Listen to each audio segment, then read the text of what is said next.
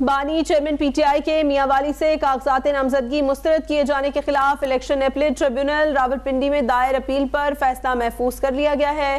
فریقین کے دلائل مکمل، فیصلہ 10 جنوری کو سنایا جائے گا۔ Lahore high court Rawalpindi bench میں قائم اپیلیٹ ٹریبیونل میں جج جسٹس چوہدری عبدالعزیز نے بانی چیئرمین پی ٹی آئی کی اپیل پر سماعت کی۔ بانی چیئرمین پی ٹی آئی کے وکیل بیرسٹر علی ظفر نے اپنے دلائل میں کہا کہ مورل ٹریپٹیوٹ کیا جرم ہے، اس کا فیصلہ عدالت کو کرنا ہے۔ یہ مورل ٹریپٹیوٹ سے مختلف کیس ہے، جس پر الیکشن ٹریبیونل نے کہا کہ پہلے مورل ٹریپٹیوٹ پر بات کر لیتے ہیں۔ مورل ٹریپٹیوٹ کسی قانون میں ڈیفائن نہیں ہے۔ بیرسٹر علی ظفر نے کہا کہ میں عدالت کے ہر سوال کا جواب دوں گا۔ آر او یہ فیصلہ نہیں کر سکتا کہ معاملہ مورل ٹریپٹیوٹ کا ہے یا نہیں، کوئی شخص اہل ہے یا نہیں، اس کے لیے شواہد چاہیے۔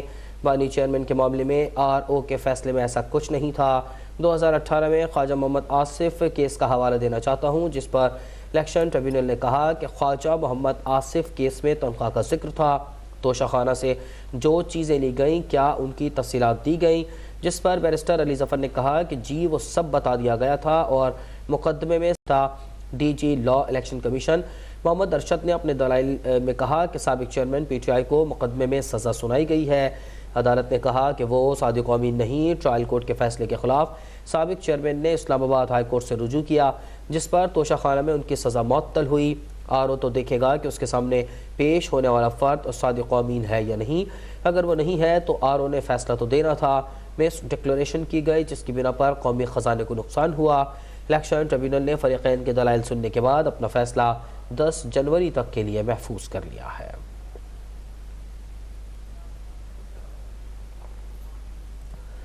بانی چیئرمین پی ٹی آئی پر اخلاقی پستی اور کنوکشن کا الزام ہے۔ عدالت کے باہر میڈیا سے گفتگو کرتے ہوئے پی ٹی آئی کے وکیل علی ظفر نے کہا کہ بانی پی ٹی آئی کی سزا معطل ہو چکی ہے۔ ان پر آرٹیکل 62 کا اطلاق نہیں ہوتا۔ الزام لگایا ہے، یہ مورل ٹریپٹیوٹ کا الزام نہیں ہے، یہ صرف ایک مس ڈیکلریشن ہے، اس لیے اس کے اوپر کنوکشن جو ہے وہ ڈسکوالیفیکیشن میں کنورٹ نہیں ہو سکتی۔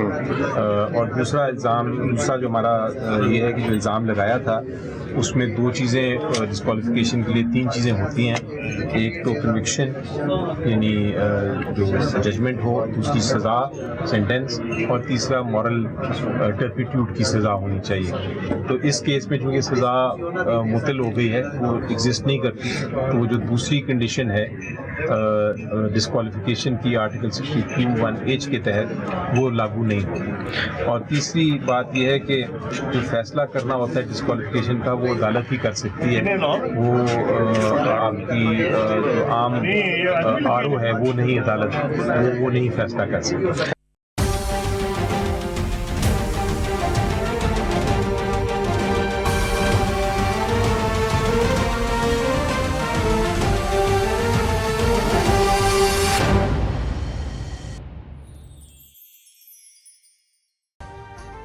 ابھی سبسکرائب کریں تاکہ کوئی خبر رہ نہ جائے۔